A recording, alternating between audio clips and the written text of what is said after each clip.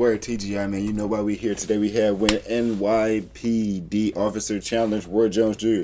Now we ain't gonna act like we gonna act like I didn't just struggle in those first four words, man. You feel me?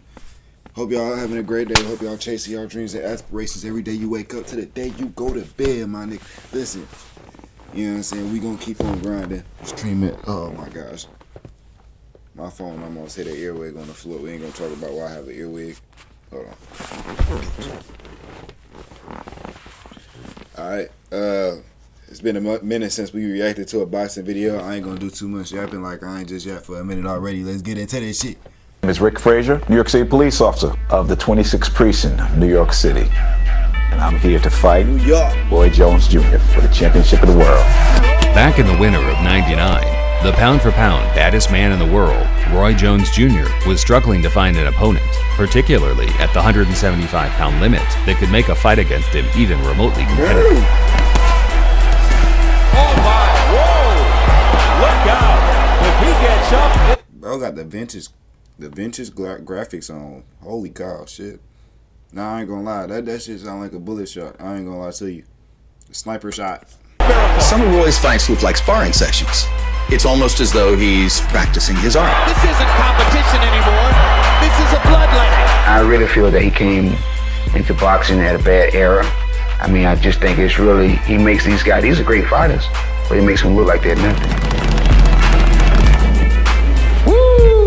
HBO is getting sick of broadcasting Jones in non-competitive fights as their main event, despite the fact Roy's last 5 victories were all over thoroughbred former world champs. Since I can entertain with anything, I take what comes my way pound for pound. Well, Roy's next opponent wasn't going to make things much better, but it was something entirely out of the network's and Roy's own hands, as the WBA decided to rank the run-of-the-mill contender Richard Frazier as their #1 challenger for Roy's belt. I don't have anybody that the public demands to see me fight or that you guys really want to pay me enough to take a chance and go out there and fight, so... Jones had to either fight Frazier in another fight he knew would rub HBO the wrong way, or vacate his title to let 2 other guys that he could have most likely beat on the same night scrap it out. Oh my God. Vacating was never an option. But perhaps the 40-year-old active NYPD officer had learned enough from catching bad guys on the street that he could go on to tackle the baddest man in all of combat sports.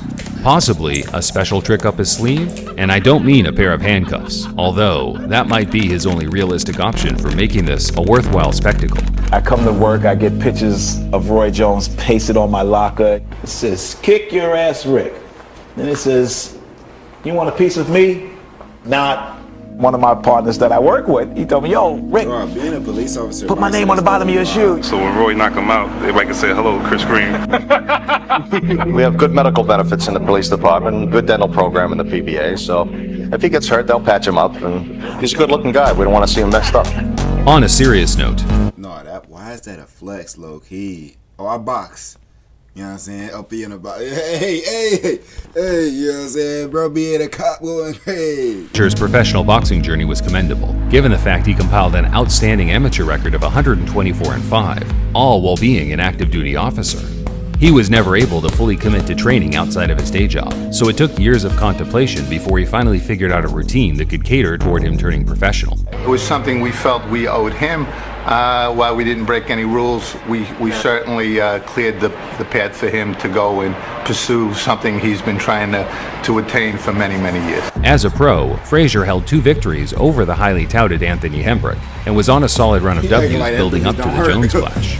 However, it has to be said, the governing bodies had no real business forcing this as a mandatory, because even Rick himself never really aspired to reach this level in the sport, which was reflected by his resume built off local club fighters and whatnot. And so when I turned pro, I didn't turn pro thinking of contention or anything like that. I just turned pro to get a fight. Jones was far from happy about having to participate in such an event. Still, the promoters did what they could to make it a fun night for spectators, hosting a multitude of title fights on the undercard, alongside some wacky matchups between various other local policemen and firefighters. People from the police department who I work for, the Pensacola Police Department, the best police department in the United States, I have to say. Jones entered the bout unbeaten in 40 pro fights, while Ricky boasted a respectable record of 18 wins and 3 defeats. BLTV picks up the action from round 1. That Roy Jones, having had to train through the holidays, doesn't want to have a long fight. Tonight starts out using the jab. against Frazier, the southpaw. No offense, all defense.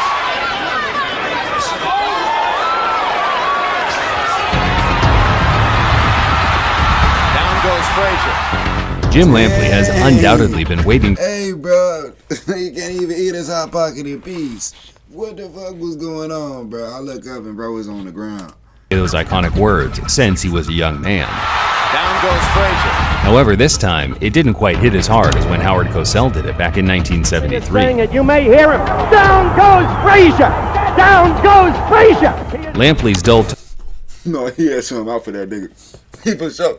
Hey, the referee, who was that? The speaker? No, he for sure had something against him, bro. Justified, however, as the replay showed that Frazier appeared to hit the ground without taking anything solid from Jones. It looked to me like he went in the water. Frazier is finding a way to make it look bigger. And Jones switches to southpaw and nails Frazier with a right hook. And leads with the left out of the southpaw stance. Well, again, Larry, many years ago, the most effective thing the referee could do is walk over to the corner and say, unless you start fighting, I'm going to disqualify you and you're not going to get paid. Frazier was in full survival mode, reluctant to throw anything, which compelled Jones to force the issue midway through the second round. We mentioned that Jones is fighting a third consecutive southpaw tonight. Frazier seems to be patrolling the beat in a dangerous neighborhood. Jones in the conventional stance, holding his left hand below his waist and looking for lead right hand opportunities. There's a landed right. Because again, he doesn't give you anything to punch off. Left hook stunned Frazier. That was, I don't know how to rate that. I don't know if that was a crazy knockout or whatever, but this picture out of context makes it seem like he got the Mario coins knocked out of him. But that ain't look that bad. I ain't gonna lie. We gotta be realistic at the end of the day. Little right hand cap knocked him down. Never mind, I take it back. I take it back. I probably didn't see that first part. That part probably went past my head, but I did not see that part, bro. Hey, that's my fault. That's my bad. That's my fault. My fault.